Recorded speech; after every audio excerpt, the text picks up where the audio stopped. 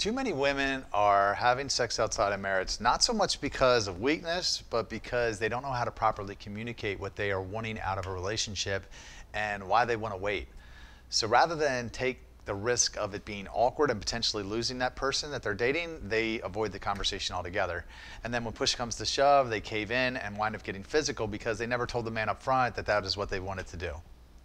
Hey, Rob Kowalski here, back with another video on how to navigate your season of singleness successfully. How do I tell a man I'm interested in that I'm waiting? That's a question I get regularly from my followers, and I wanted to make a video specifically about how to go about this. But before we get into it, subscribe if you're not already a subscriber, hit the bell notification so you get an alert when I post a new video. And if you enjoy the video, hit the thumbs up button and then leave a comment below with your biggest takeaway. Stay tuned till the end because I have some special offers that I want to share with you.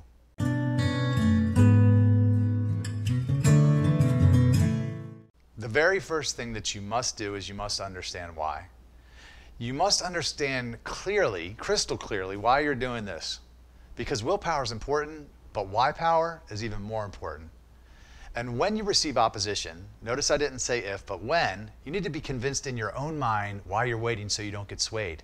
Plus, you want to be able to clearly communicate this to your partner and help them understand why you're doing it. If you're not sure how to do this, I made a great video called 10 Reasons Not to Have Sex Before Marriage, and I sum it up in about 7 minutes. You can send them that. The next thing I recommend is that you bring it up early. The longer you wait to tell the person, the more the pressure is going to build up to not tell them, and then the heavier it will start to feel. The temptation then becomes not to tell them at all, and then you put yourself in a compromising situation and you fail because you feel like you were perpetrating a fraud. But don't do it too early. I used to believe there was nothing wrong with even going as far as to put this on your dating profile, but I think it's a better strategy would be to wait until like maybe the second or third date, at which point you gave the man a chance to get a taste of you, who you are as a person, to see if you are someone worth waiting for.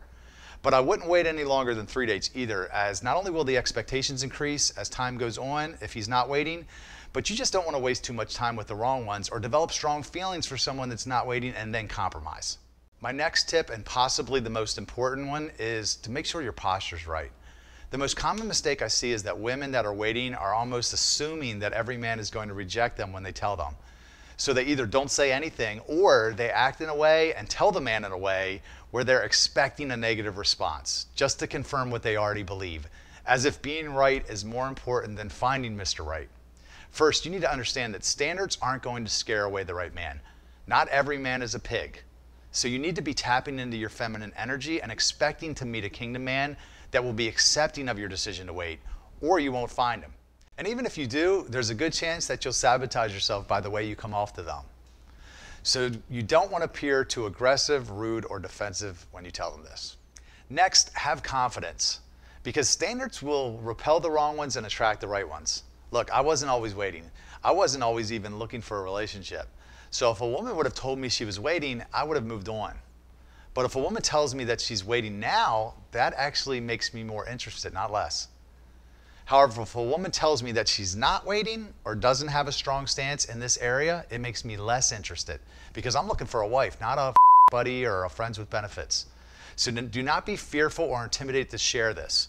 And if a man ghosts you or tells you that it's not something that he'd be willing to do, understand that every no is going to get you closer to a yes. If he doesn't stick around, you just did yourself a big old favor by not wasting your time. When you say this, say it from a place of confidence. Imagine you were going to buy something valuable and you asked the sales associate the price. If they said, well, we would kind of like someone to pay $100,000 if possible. No, they say it's $100,000 automatically. And that makes you impressed because here's someone that knows their worth. They aren't trying to negotiate it, so have a backbone and stand your ground because no boundaries equals no values. So do not be afraid to share your beliefs and your core values. I would tell them almost as if you're assuming that they're going to do this too.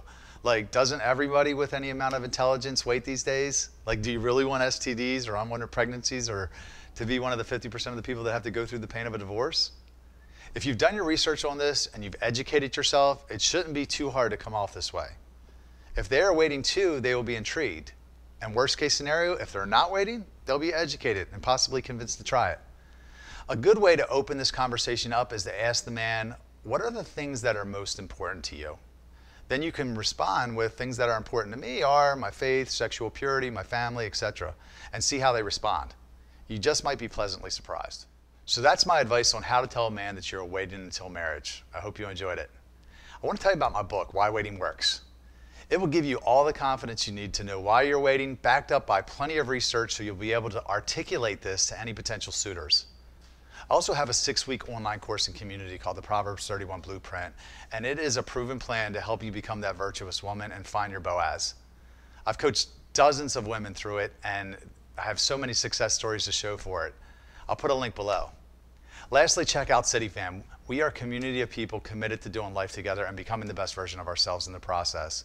You can join the fam at cityfam.com, and we will connect you with a local chapter. And if we don't have one, we will tell you how to start one. Don't forget to hit the thumbs up button, leave a comment below about what your biggest takeaway was from this video, and don't forget to subscribe and hit the bell icon, as I post a lot of videos around successfully navigating the journey as a single Christian. Thanks.